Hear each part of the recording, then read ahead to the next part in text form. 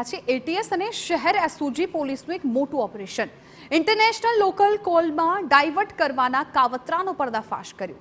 અડાજણના Zoya hub અને વેસુના એક્સલ્યુટ શોપર્સમાં દરોડા પાડ્યા.